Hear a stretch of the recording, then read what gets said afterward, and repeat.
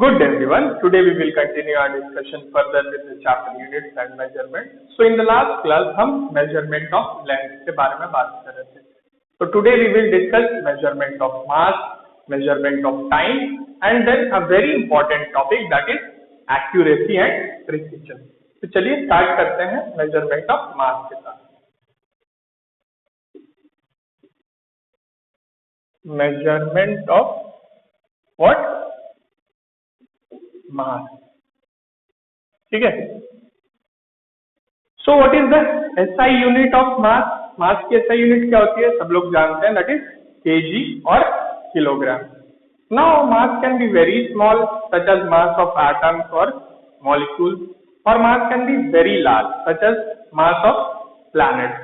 So there are different ways, अलग अलग तरीके होते हैं to measure different types of masses. Such as mass of planet is measured using Newton's law of gravitation, which is an indirect method. एक indirect method है. We will talk about it in the gravitation chapter. And mass of small particles such as atoms and molecules is measured by mass spectrograph. Mass spectrograph से इनका mass measure किया जाता है. So while dealing with mass of these very small particles such as atoms or molecules, you will come across a unit which is unified atomic mass unit. ये एक बहुत popular unit है. So let us talk about unified atomic mass unit. So unified atomic mass unit is represented as U. इसको किस चीज से represent किया जाता है? U से रिप्रेजेंट किया जाता है. So 1 U or 1 unified atomic mass unit is 1/12 the mass of what? Mass of carbon 12 atom. याद रखिएगा, एक कार्बन 12 के एटम का 12 पार्ट, एक कार्बन 12 के एटम के मास का 12 पार्ट जो होता है, that is equal to 1 unified atomic mass unit. So इसकी वैल्यू केजी में भी होती है and you should remember that value because आपको उसकी जरूरत पड़ेगी while dealing with numerical question. So 1 unified atomic mass unit is 1.66 into 10 to the power minus 27 kg. So इसको याद रखिएगा क्योंकि क्वेश्चन सॉल्व करते समय इसकी जरूरत आपको पढ़ने वाली है. So this is all about measurement of mass. हमने बहुत ही ब्रीफ में डिस्कशन किया इसके बारे में. थोड़ा सा इसको बुक से देख लीजिएगा. Okay. Now we will talk about measurement of what? Time. ठीक है.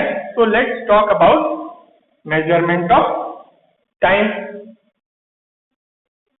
Measurement of what? Time. So अब टाइम की ऐसा यूनिट क्या होती है? टाइम की ऐसा यूनिट क्या होती है भाई?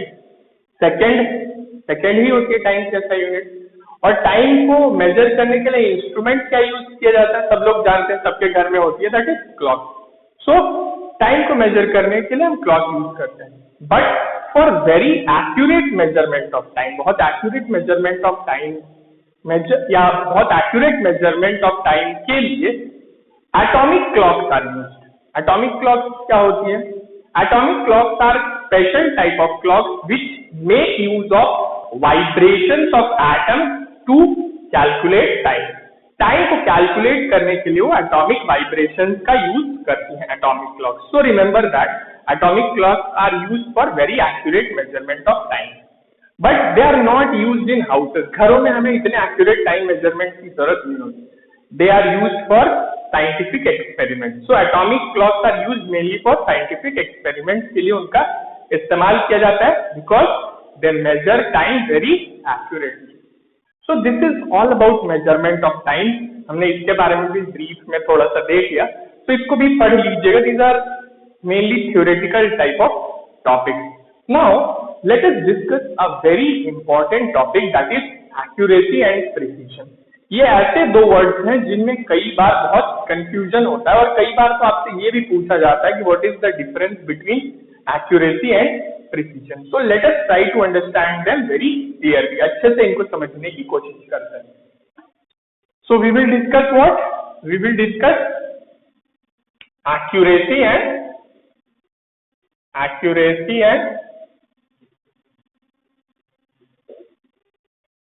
प्रिसीजन, ठीक है ना। सबसे पहले एक्यूरेसी का मतलब क्या होता है और प्रिसीजन का मतलब क्या होता है।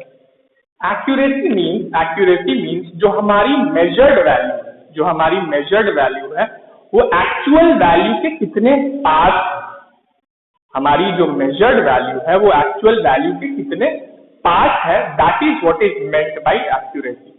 And precision means with what resolution you have taken the observation। Resolution का मतलब कितने डिटेल में आपने ऑब्जर्वेशन लिया है। सो इनको एक एग्जाम्पल से समझने की कोशिश करते हैं। Let us try to understand them with the help of an example. Suppose एक ऑब्जेक्ट की ट्रू लेंथ है, true length of an object is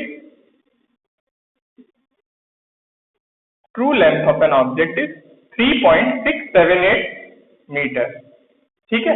ये एक ऑब्जेक्ट की एक्चुअल लेंथ बोल सकते हैं या ट्रू लेंथ है। अब दो स्टूडेंट ए और बी को इसकी ये लेंथ मेजर करने के लिए बोला जाता है, तो दोनों अपने अलग अलग ऑब्जर्वेशन लेंगे। तो observation taken by A is 3.5 metre. A ने जो इसके लेंथ के रिगार्डिंग ऑब्जर्वेशन लिया दैट इज 3.5 मीटर, और बी ने जो इसके लेंथ के रिगार्डिंग ऑब्जर्वेशन लिया दैट इज 3.38 मीटर। अब आप तो ये देख ही सक रहे हैं कि ए इज एक्यूरेट, ज्यादा एक्यूरेट है। I will not say A is accurate, but A is more accurate out of the two. दोनों में ए ज्यादा एक्यूरेट है। क्यों?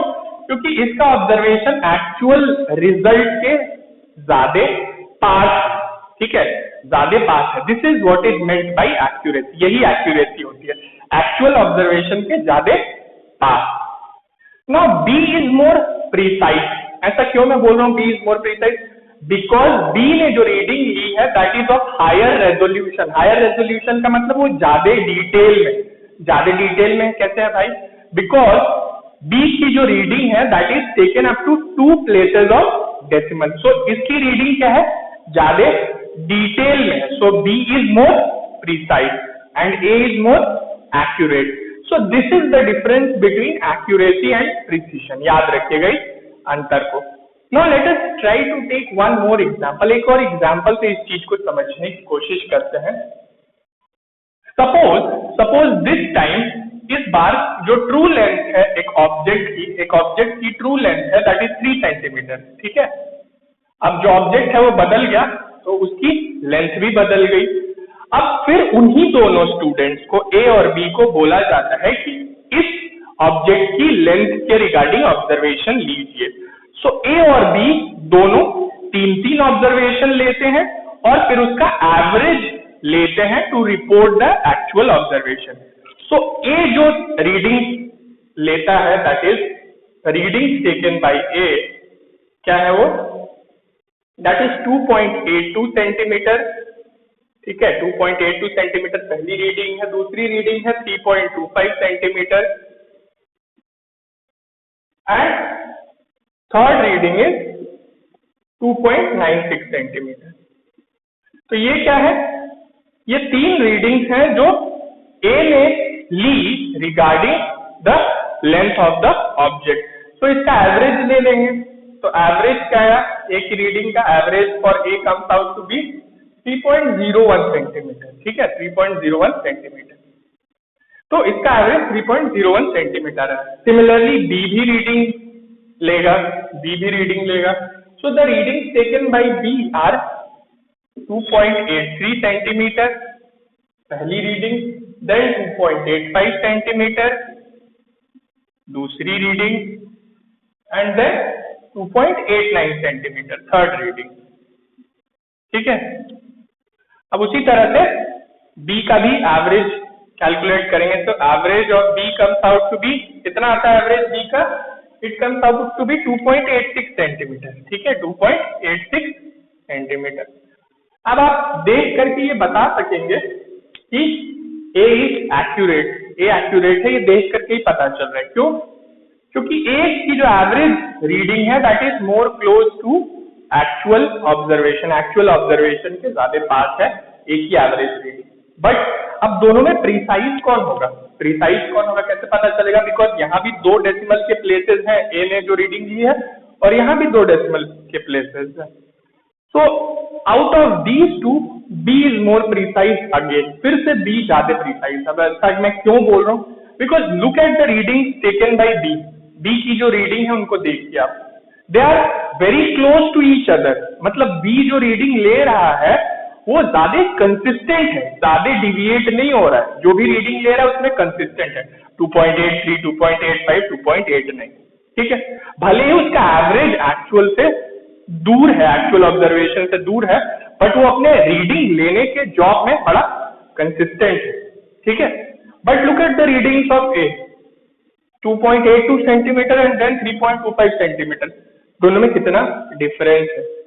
सो although average of a comes out to be closer to the actual value, that is why A is more accurate but B is more precise। क्यों? क्योंकि वो अपने job में कंसिस्टेंट है। तो हम क्या बोल सकते हैं, A is more accurate and B is more precise।